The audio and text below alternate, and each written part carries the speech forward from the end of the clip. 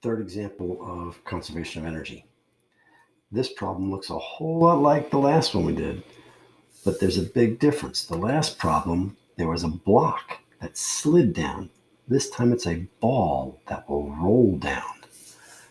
So basically, we're sort of the same thing. We're going to have potential energy turning into kinetic energy.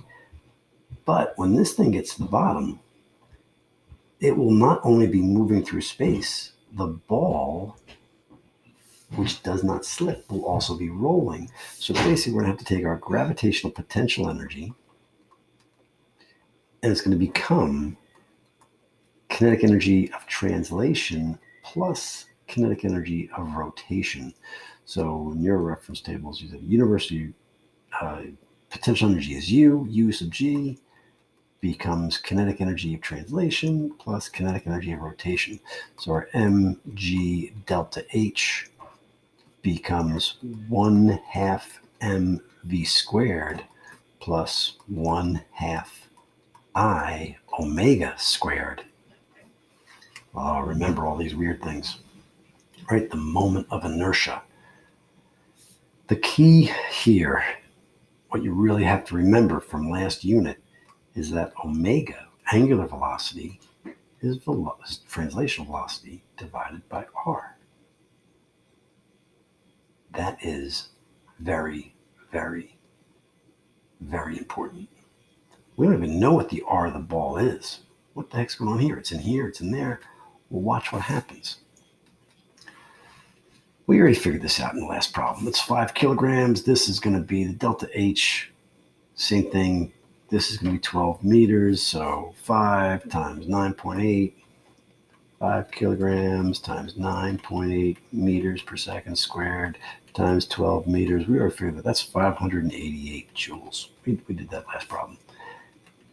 That's going to equal, watch what happens here, 1/2 mv squared plus 1/2 I. I is 2/5 mr squared. For where you're given that. You don't need to know that, you'll be given that. Plus omega squared. Omega is v over r. Omega squared is v squared over r squared. Well, now let's just do some fun magic here. R's cancel out. Look at that. Lovely. So now we can get the rest of this problem done.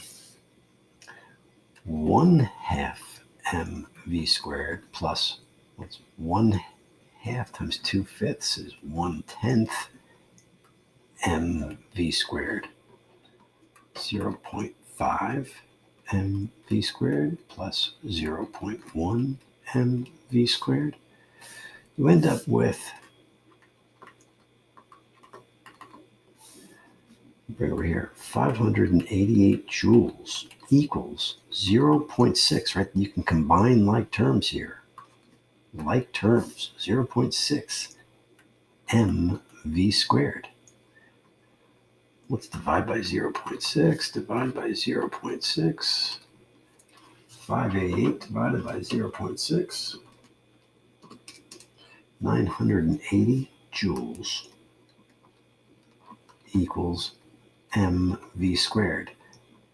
980 joules equals 5 kilograms times v squared. Divide both sides by 5 kilograms. 980 divided by 5 equals 196 meters squared per second squared equals v squared.